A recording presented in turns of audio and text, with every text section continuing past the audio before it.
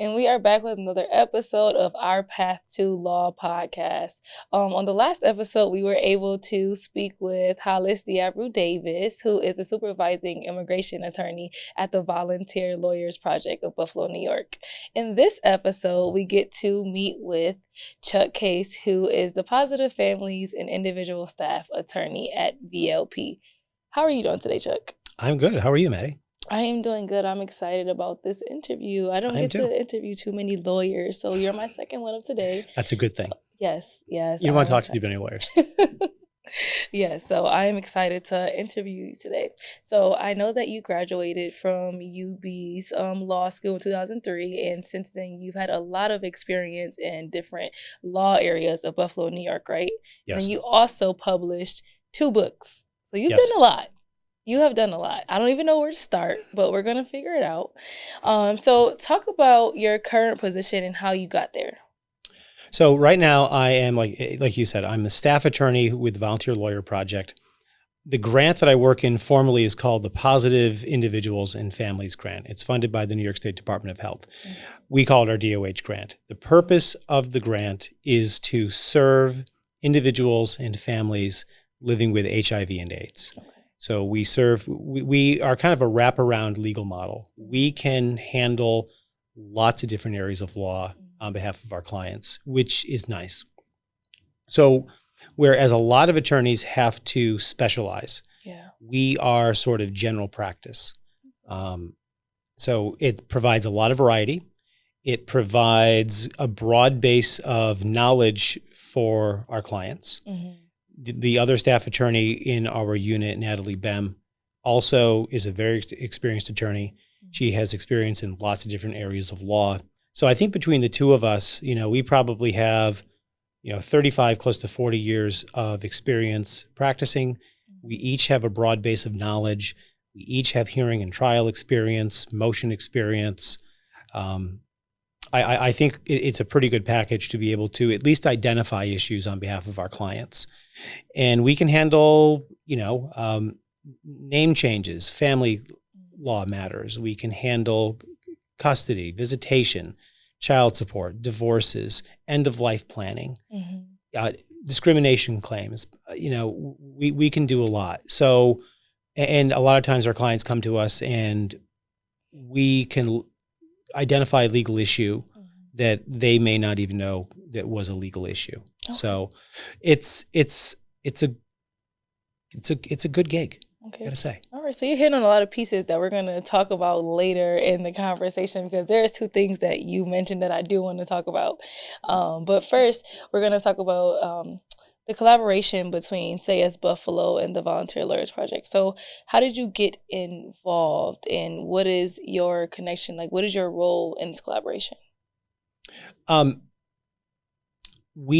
Many of our clients, especially our family clients, also fall under Say Yes eligibility. Mm-hmm. So they're clients who are considered and funded under both grants. Mm-hmm. And Say Yes has been just a wonderful resource for us in terms of community engagement, so that we can educate people first off that we're here, and then what we can do. And that is really the outreach component, as any attorney who works for a not-for-profit will tell you, is just enormous. Because if the individuals who need your legal services do not know that you're there, they cannot find you, right? And the law is opaque. It is complicated. It's intimidating. Yeah. It's intimidating for lawyers oftentimes. Yeah. When I dive intimidating. When I dive into a new area of law, I am an anxiety machine. And so I try to remember that when somebody comes to me who doesn't have a legal training. Yeah. And, perhaps has, for very good reason, trust issues with the person sitting across the table. And for very good reason, trust issues with the quote unquote system as a whole.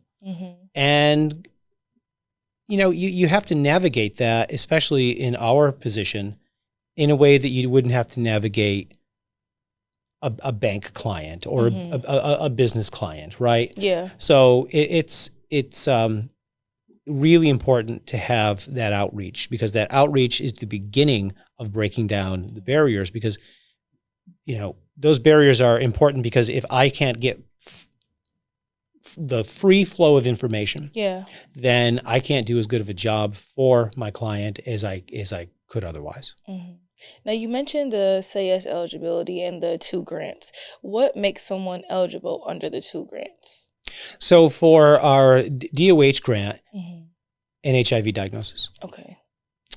And I'll leave it at that. There's nuances in there, but if there's an HIV diagnosis, then you are eligible for our grant. There's no income requirements, actually. Okay. As a practical matter, and I say that because most legal services serve individuals who fall within a certain percentage of the federal poverty level. Yes. As a practical matter, most of our clients would fall there anyway, but a few don't. And they keep coming back because we're good attorneys who can do good work. And so it's a pretty good deal for them. And Say Yes eligibility is having a child in the Buffalo Public School system. Okay.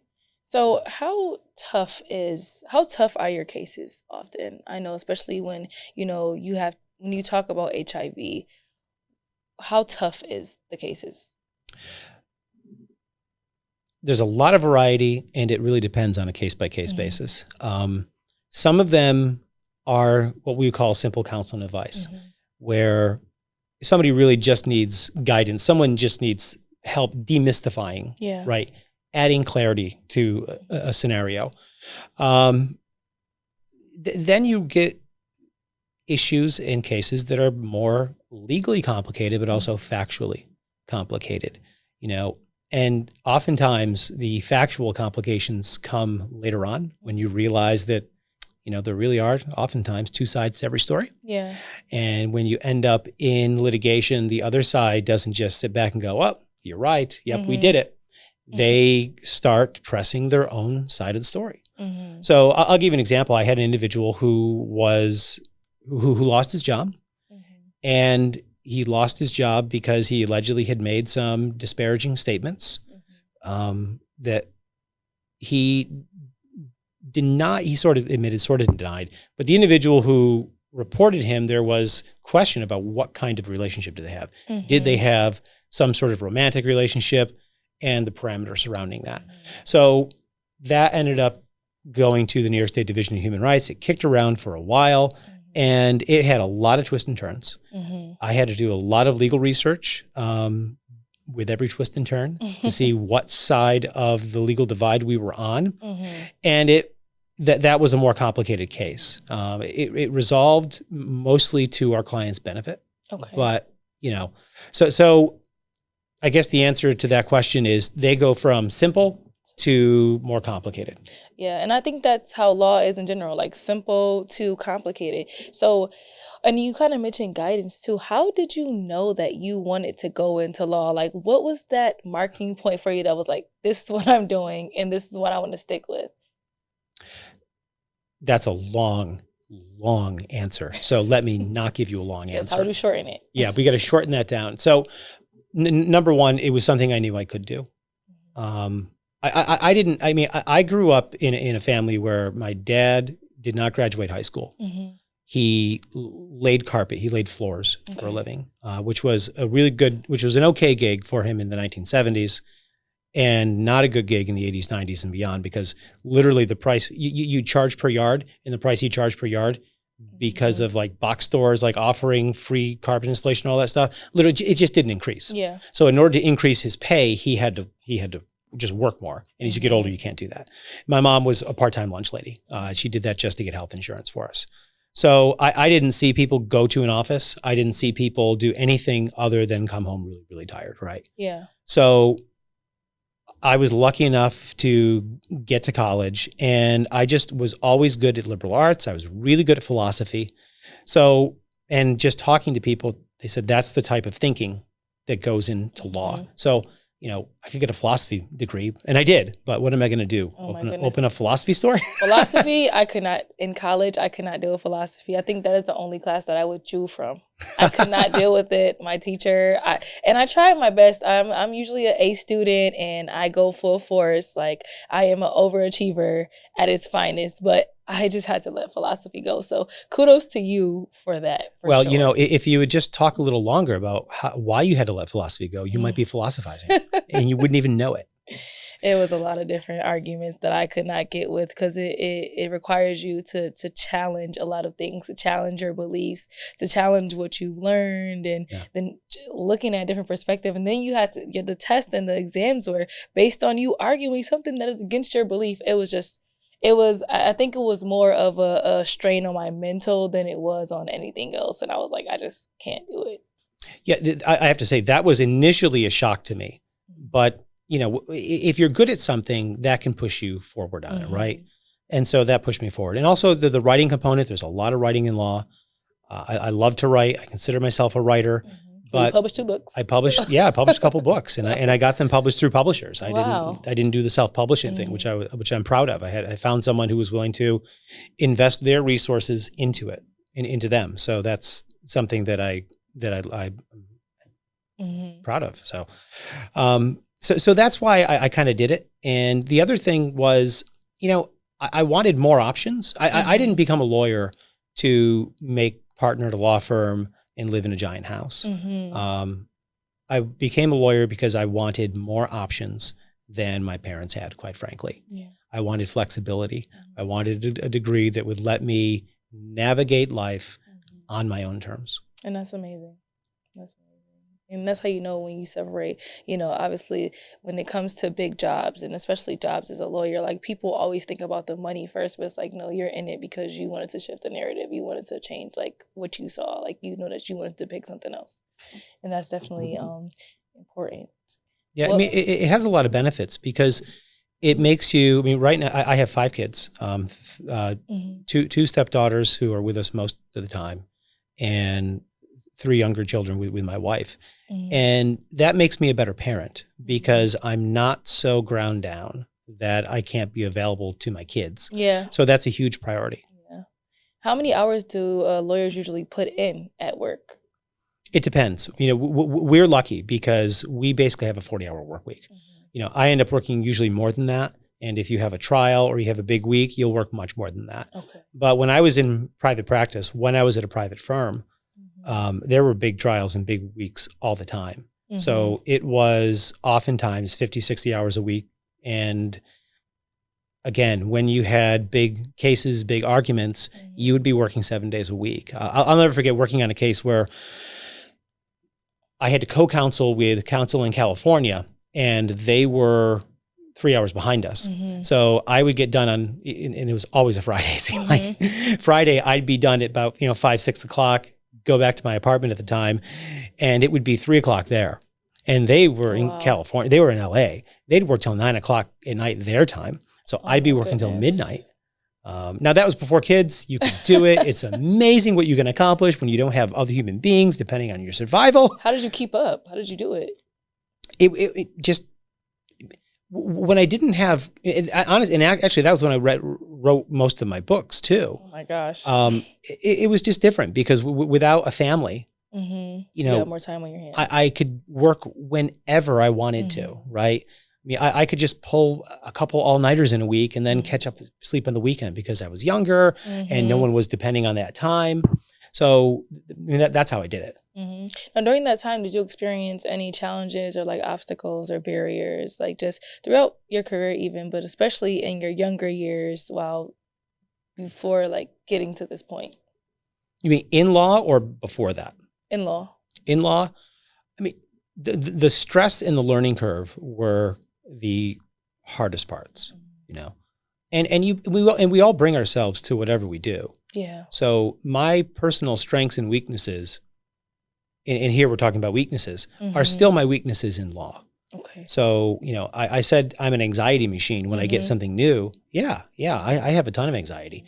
It's one of the reasons that I think I am a good lawyer because I'm a wheel spinner. I spin my wheels over everything I've had my colleagues say, Chuck, don't you think you're overcooking this?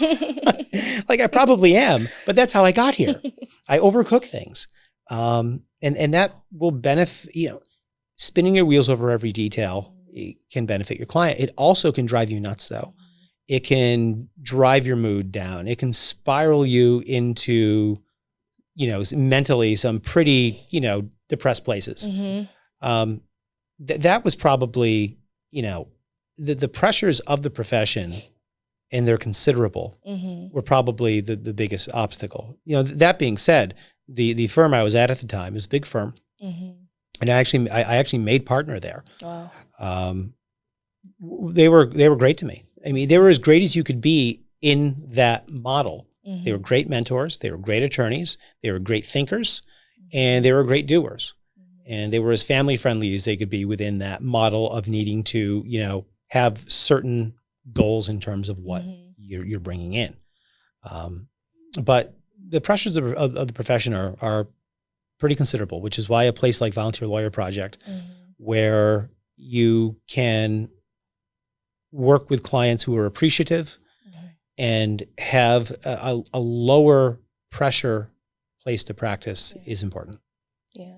Now you mentioned mentors, and so how important is it to have a mentor or someone in the legal profession to look up to, especially at the big firm that you were at, to just help kind of guide you through the process?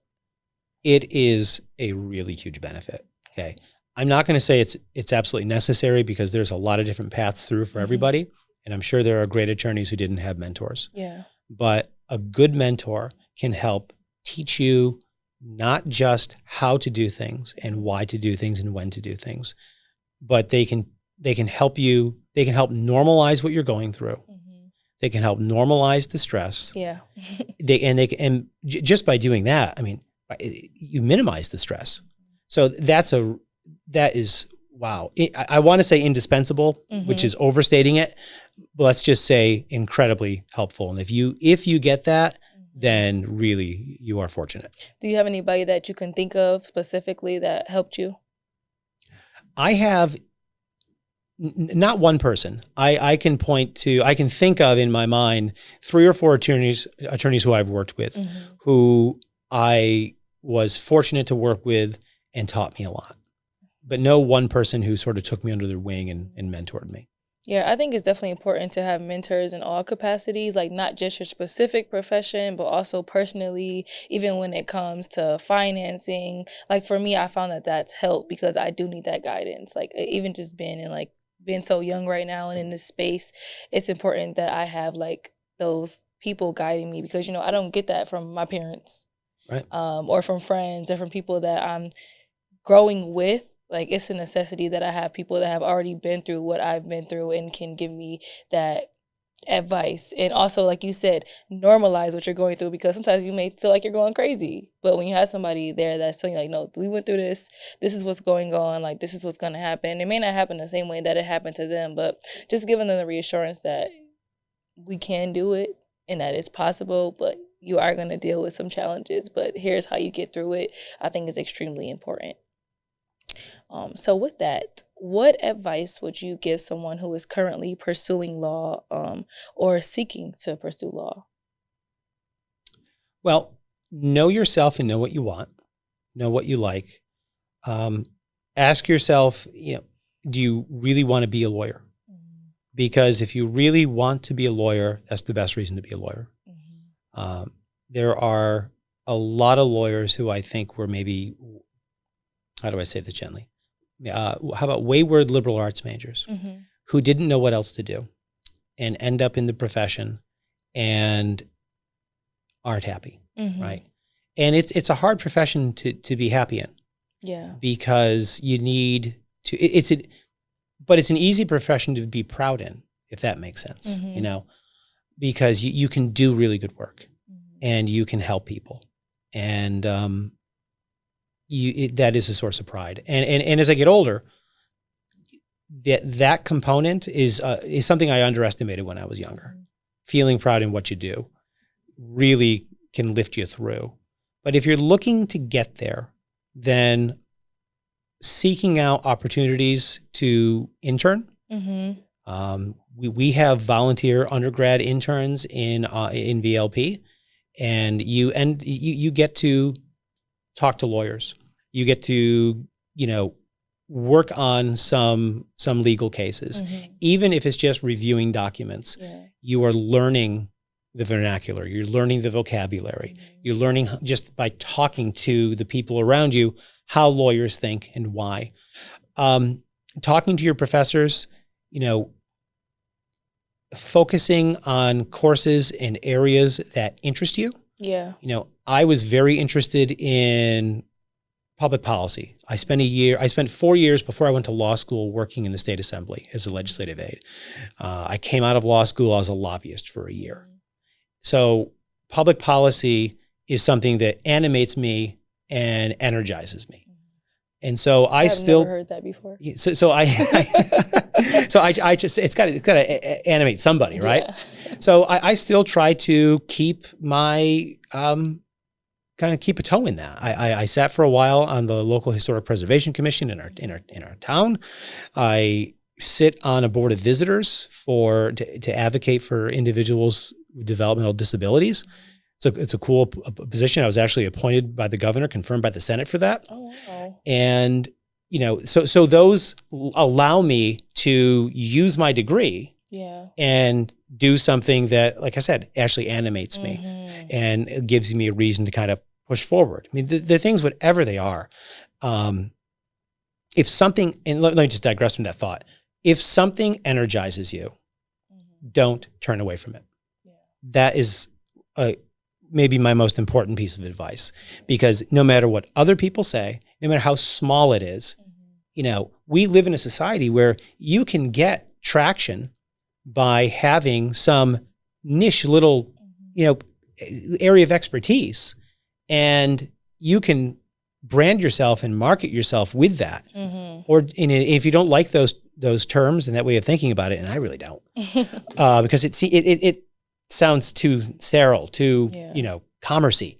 If you can immerse yourself in it. You can learn that little area.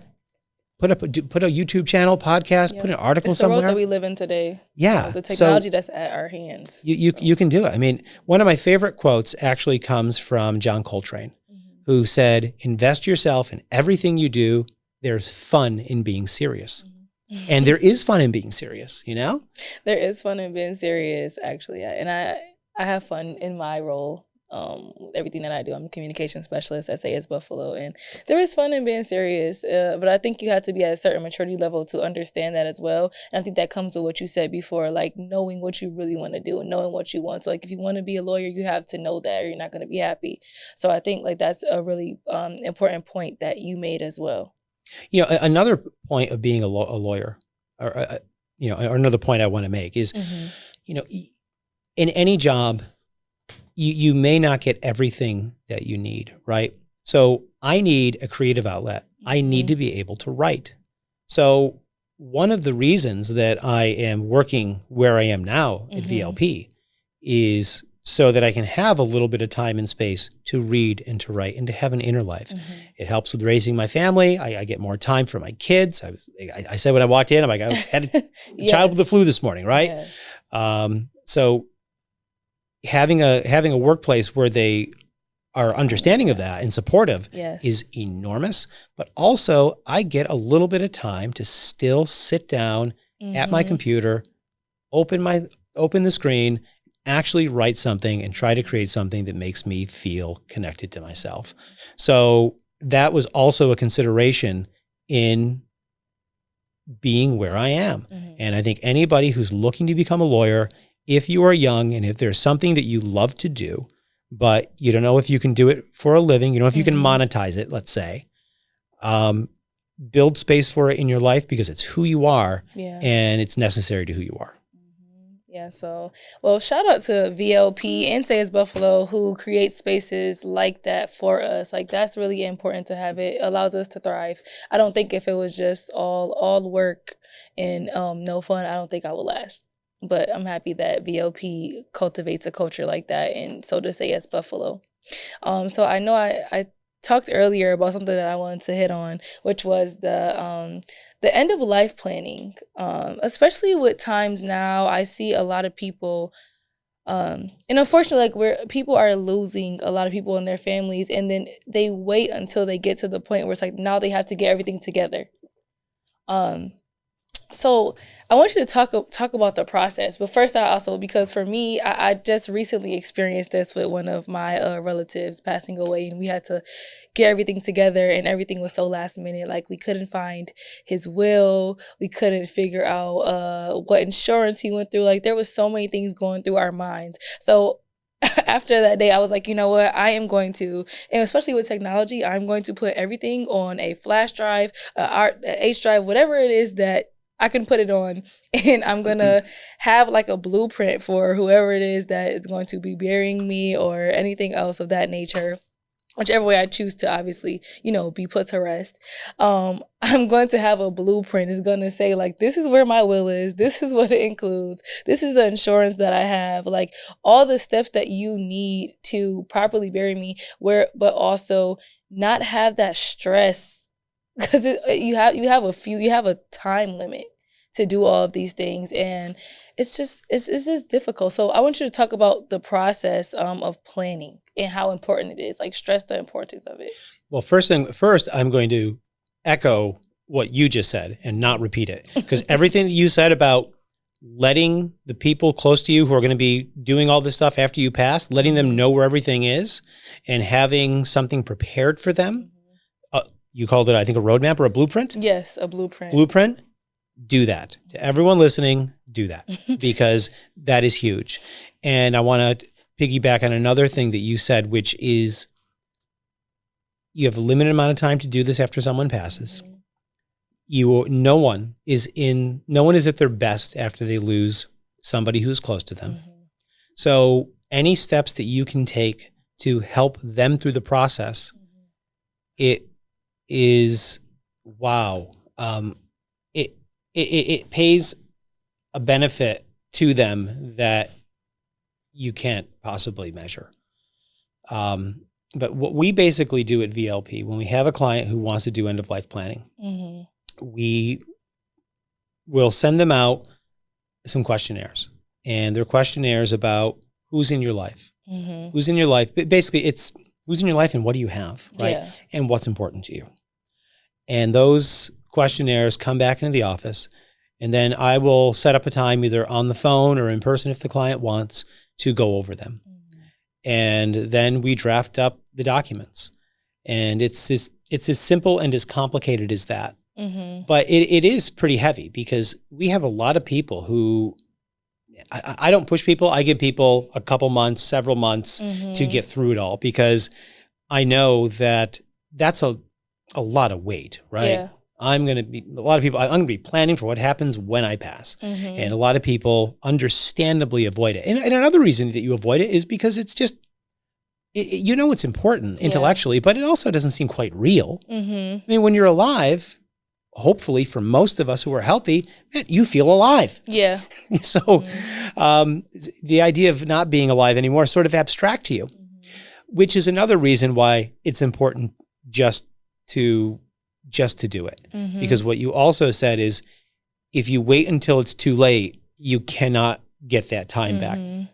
A good example is, we've had multiple individuals call us up, and somebody's in the hospital and they're unconscious. Yeah. And they have nobody to look at their bank accounts or their insurance or deal with the doctors. They didn't do healthcare proxies. Yeah. They can't manage their, they can't pay their rent or pay their car bill.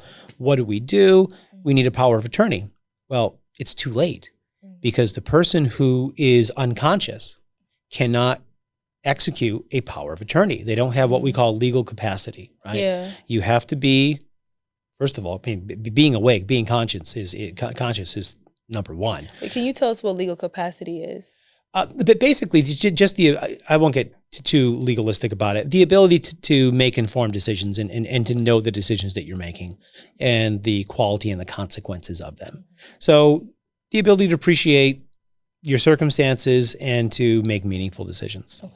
So you have to be able to do that, to sign a power of attorney. So once you're unconscious, it's too late. Once you're in hospice and the end is near, and that's when a lot of people will think of this, it's too late. Although hospice is oftentimes very good about addressing those things up front, but we still get calls occasionally. Yeah. So,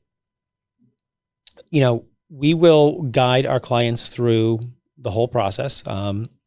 What's nice about Erie County is all through New York State, the surrogates courts have to store wills for what we call safekeeping.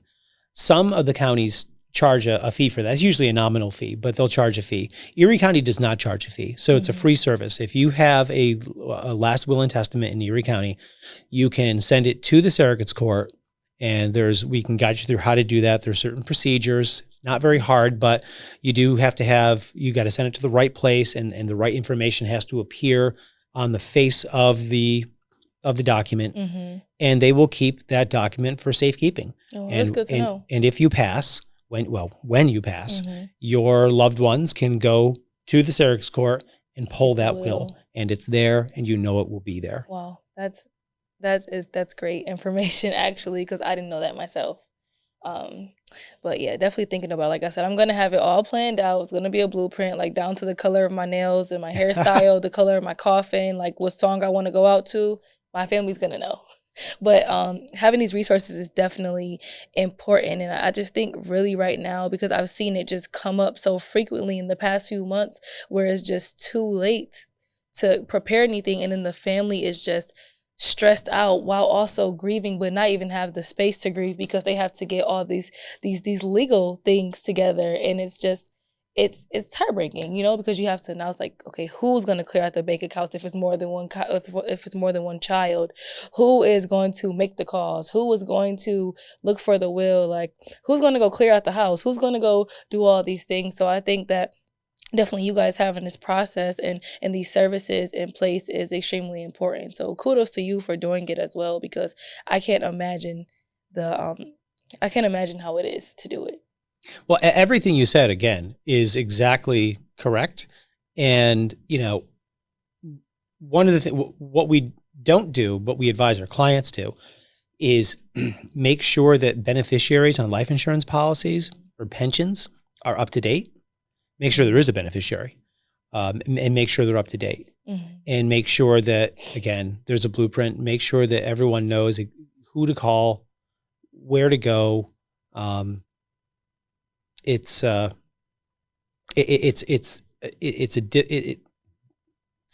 cliche. It's a difficult time for everybody, and any help that you can provide to your loved ones afterwards will go a long way. Yes, well, thank you so much for your time. I really enjoyed this interview, and I learned so much. I love interviewing people that I can learn from. So now it's like I'm in the back of my head, like, okay, I have to go home and I have to go work on some things, especially this end of life planning, because I have the looks of it together, but the documentation part I don't. And then it's also, now I'm like, well, does my parents have this together, or do my siblings have this together? So now I have that knowledge that I can go forth. And now also our viewers and listeners also have some of the knowledge. So where can we go to inquire about services for you, and also maybe your email address or a website that you can plug in to hear more about you? So if you just go to your web browser and type in, or Google or Yahoo, whatever you use, Erie County Bar Association Volunteer Lawyers Project, we will come up. And you can pull under the attorney profiles. I'm there.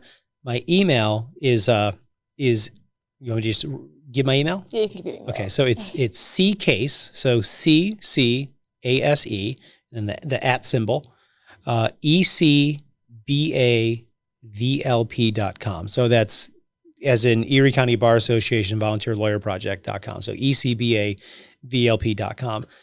Excuse me. And I can also give my phone number too. If you're an individual who has HIV or AIDS, or if you are living in a household with somebody who has an HIV diagnosis and there's a child in the household under 21, so you're not the individual with HIV, but you're in a household with a positive individual and there's a child there, you can also call us. My number is 716-847-0662, extension 315. And then Natalie Bem's extension is 315. So 716-847-0662, extension 319. So give us a call. We want to hear from you. All right. Well, thank you so much for tuning in. I wish we can talk more about the end of life planning because I am so intrigued. But if you want to learn more, please follow us at Say It's Buffalo on all our social media platforms, or listen and watch our episodes on our all streaming platforms, or visit our website at sayitsbuffalo.org. Thank you.